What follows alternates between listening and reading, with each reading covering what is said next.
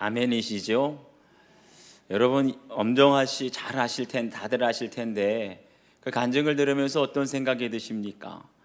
사실은 엄정화 씨 자기가 고백한 것처럼 다른 사람은 다 믿어도 나는 안 믿을 줄 알았어요. 아무도 안 믿고 자기밖에 안 믿는다 그랬잖아요. 힘들 때마다 점집 가고 굿도 하고 그리고 뭔 일이 있을 때마다 친구들이랑 그냥 밤새도록 술 마시면서 울면서 그렇게 지냈었는데 그렇게 다른 사람은 다 믿어도 엄정화 씨만큼은 자신만큼은 절대 예수님 믿지 않을 거라 그랬는데 어떻게 믿게 됐다 그랬죠? 어느 날 갑자기 산책을 하다가 갑자기 하나님 생각이 나고 눈물이 그냥 주르륵 주르륵 흘러내렸는데 그게 우연이 아니었잖아요. 알고 보니까 누가 기도하고 있었어요? 어렸을 때 가장 친한 가장 믿을 만한 그 친구가 정화야 내가 너의 영접 기도를 하게 해달라고 기도했어. 그 친구의 기도가 어느 날 갑자기 하나님을 생각나게 하고 친구의 기도가 어느 날 갑자기 눈물이 주르륵 흘러내리게 하고 그 기도가 있었기에 교회에 나와서 예수님을 믿게 된 줄 믿습니다. 여러분들은 오늘 이 자리에 어떻게 나오시게 되었나요? 우리가 우연히 나온 것 같지만 누군가의 기도 통하여서 아버지의 집 떠나갔던 아버지의 집으로 다시 나오게 된 줄 믿습니다. 오늘 우리가 함께 읽었던 말씀 통해서 아버지께로 돌아가니라 라는 제목으로 함께 우리 은혜 나누겠습니다. 먼저 첫 번째는 우리에게 아버지가 계시다는 것을 아셔야 됩니다. 오늘 말씀은 한 집안의 이야기를 저희들에게 말해주고 있는데 아버지와 두 아들이 있었어요. 그런데 그 중에 특별히 둘째 아들의 이야기가 나오는데 이 둘째 아들은 원래 아버지의 집에서 아버지와 함께 살고 있었지요. 이것이 굉장히 중요합니다. 아버지가 계시다는 것, 저와 여러분에게도 아버지가 계시다는 것을 항상 기억하시기를 바랍니다. 그런데 성경에서 말씀하시는 아버지는 어떤 아버지시냐? 우리를 창조하신 하나님께서 우리 아버지가 되신다고 말씀하세요. 말라기 2장 10절을 보면 우리는 한 아버지를 가지지 아니하였느냐? 한 하나님께서 지으신 바가 아니냐라고 말씀하세요. 다시 말하면 우리는 원래 어떤 존재냐? 하나님을 아버지로 모시는 주님 안에 한 가족이었다고 성경은 말씀하세요. 원래 이 둘째 아들은 아버지의 집에서 아버지와 함께 살면서 정말 남부러울 것, 부족한 것 아무것도 없이 그렇게 지내던 사람이었습니다. 그런데 사람이 참 그렇잖아요. 내가 누리고 있을 때는 그 누리고 있는 것이 얼마나 소중한 줄을 깨닫지를 못합니다. 어렸을 때 태어날 때부터 건강했던 사람은 건강의 소중함을 몰라요. 나는 건강은 타고 태어났어. 그래서 나는 병원에 갈 일도 없어. 소중함을 몰라요. 어렸을 때부터 가정이 화목하고 부유한 사람들 그것이 당연한 줄 압니다. 우리가 교회 생활, 우리 교회처럼 다 화목하고 은혜롭게 신앙생활하면 세상의 모든 교회가 다 그런 줄 알아요. 그러다가 여러분 보세요. 어느 날 갑자기 그렇게 건강할 줄만 알았는데 사고가 나거나 무서운 질병 때문에 내 건강 하나만큼은 자신했었는데 이것이 다 망가지고 무너져 내릴 때 그때에서야 건강의 소중함을 깨닫는 거예요. 우리 가정은 늘 부유하고 화목할 줄만 알았는데 어느 날 갑자기 자녀들이 가출을 해요. 부부가 이혼, 별거 위기에 있어요. 그때에서야 비로소 가정이 얼마나 소중한가를 깨닫게 되는 거예요. 둘째 아들 마찬가지였어요. 아버지의 집에서 아버지와 함께 살 때는 그게 얼마나 행복하고 그게 얼마나 소중한 줄 깨닫지를 못했는데 그 깨닫지 못하는 사람들은 항상 어때요? 가출을 꿈꾸는 거예요. 언제 내가 아버지의 집을 떠나갈까 그렇게 꿈꾸지 않습니까? 원래 저희들도 마찬가지예요. 저희들도 아버지의 집에서 아버지와 함께 행복하게 살던 사람들이었는데 혹시 아버지의 집을 떠나려고 하던 이 둘째 아들의 모습이 저와 여러분의 모습은 아닌지 한번 돌아보시길 바랍니다. 두 번째는 결국 아버지의 집을 떠난 둘째 아들입니다. 우리 13절과 오늘 14절 말씀을 함께 읽겠습니다. 시작. 그 후 며칠이 안 되어 둘째 아들이 재물을 다 모아가지고 먼 나라에 가 거기서 허랑방탕하여 그 재산을 낭비하더니 다 없앤 후 그 나라에 크게 흉년이 들어 그가 비로소 궁핍한지라. 아멘. 여기 보니까 둘째 아들이 아버지의 집을 떠나는데 재물을 다 모아가지고 먼 나라에 갔다 그랬어요. 이왕 내가 아버지의 집을 떠나는데 최대한 멀리 가서 자유롭게 살고 싶었던 거죠. 왜 그래요? 아버지 눈치 보고 싶지 않으니까. 아버지가 도저히 나를 찾아올 수 없는 곳, 그것이 어디냐? 먼 나라 외국 땅으로 갔다는 거예요. 사실 여러분, 우리들도 그렇지 않습니까? 저희들도 하나님을 생각하면 사람들이 가장 부담스럽고 싫어하는 것이 하나님 간섭받는 걸 가장 부담스러워하고 싫어합니다. 그래서 사람들이 하나님을 인정하지 않고 이왕이면 하나님 없는 곳에서 내 마음 편하게 내가 하고 싶은 대로 다 하고 살고 싶다. 그것이 교회를 떠나는 이유 아니겠습니까? 그것이 지금 또 떠나간 사람들이 교회를 나오지 않는 가장 큰 이유입니다. 아마 둘째 아들도 그렇게 생각했을 거예요. 아버지 간섭받지 않고 아버지를 최대한 멀리 떠나서 내 마음대로 돈도 흥청망청 쓰면서 엄정아 씨처럼 밤새도록 친구들이랑 술 마시면서 지내는 것이, 그것이 진짜 행복이고 그것이 우리 인생의 자유라고, 드디어 내가 자유를 얻었다, 그렇게 외쳤을지 몰라요. 그런데 여러분 보세요. 아버지 집을 떠나서 아버지 없이 살아가는 것이 죄인 줄도 모르고 그렇게 세상의 쾌락에 빠져서 하루하루 지내다가 무슨 일이 일어납니까? 14절을 보면 다 없앤 후 그 나라에 크게 흉년이 들어 그가 비로소 궁핍한지라. 평생 흥청망청 써도 도저히 내 돈은 아버지께 유산으로 받은 건 없어질 줄 알았어요. 마르지 않는 셈인 줄 알았어요. 평생 써도 남아돌 줄 알았던 그 돈주머니에 어떻게 됐다고요? 돈이 떨어지게 된 거예요. 그리고 때마침 그때 나라에 크게 흉년이 들었다고 합니다.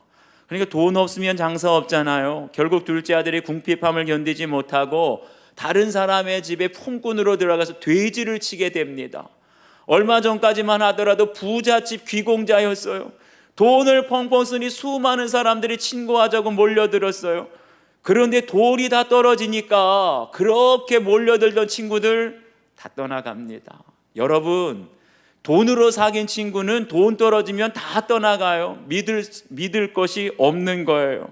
그렇게 내가 돈이 있을 때는 아버지 집을 생각하지도 않고 돌아갈 생각도 안 했는데 돈 떨어지고 믿었던 친구들 다 떠나가고 내 인생의 모든 문이 다 닫혀지는 것 같고 마치 사면 초가인 것처럼 그렇게 되니까 정신을 차리는 거예요. 18절 말씀을 보면 내가 하늘과 아버지께 죄를 지었사오니, 지금까지는 아버지 집을 떠나서 돈 흥청망청 쓰면서 내가 하고 싶은 대로 다 하는 것이 행복인 줄만 알았지 죄인 줄은 몰랐어요. 그런데 돈 떨어지고 친구들 떨어지고 인생의 막다른 골목에 이르게 되니까 정신을 차립니다. 그러니까 뭐라 그래요? 아버지의 집으로 돌아가야겠다. 사랑하는 여러분, 저희들도 인생을 살아가다 보면 꼭 한두 번 이럴 때가 있지요. 그렇게 건강했던 사람이 사고를 당하거나 질병 때문에 심각한 병에 걸려서 건강을 잃어버릴 때가 있어요.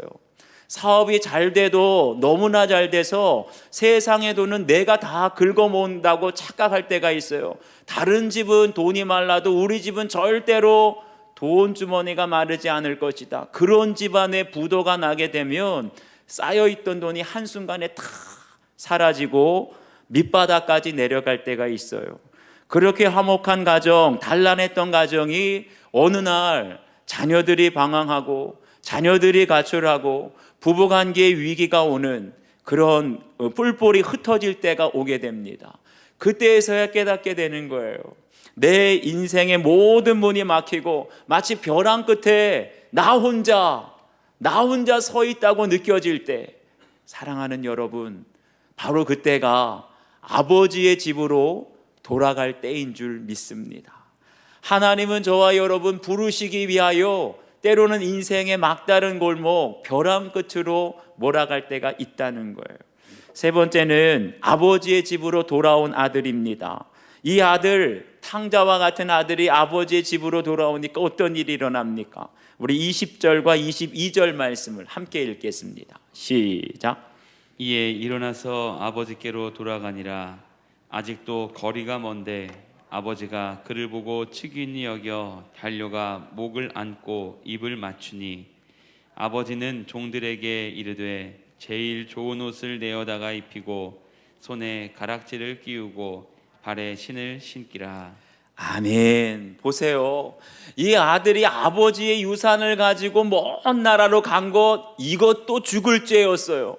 그런데 아버지께 받은 유산을 갖다가 어떻게 해요? 술 마시고 친구들이랑 흥청망청 쓰느라고 다 재산을 잃어버려서 탕진했어요. 2번 죽을 죄 지은 것 아닙니까? 그런데 무슨 면목이 있다고 아버지의 집으로 와요. 그런데도 불구하고 자기가 이제 나 죽었습니다 하면서 돌아왔을 때 아버지가 어떻게 했다고요? 네가 여기가 어느 자리라고 오느냐? 호통을 쳤다는 말씀은 없어요. 말씀을 보니까 아직도 거리가 먼데 아버지가 그를 보고 달려가 목을 안았다 끌어안은 거예요. 여러분, 뭐가 느껴지세요? 아버지의 속 깊은 사랑이 느껴지지 않습니까? 이 말은 달리 말하면 아버지는 그 아들이 집을 나간 그날부터 문 밖에서 기다렸던 거예요. 집 나간 아들이 언제 돌아오나, 언제 돌아오나.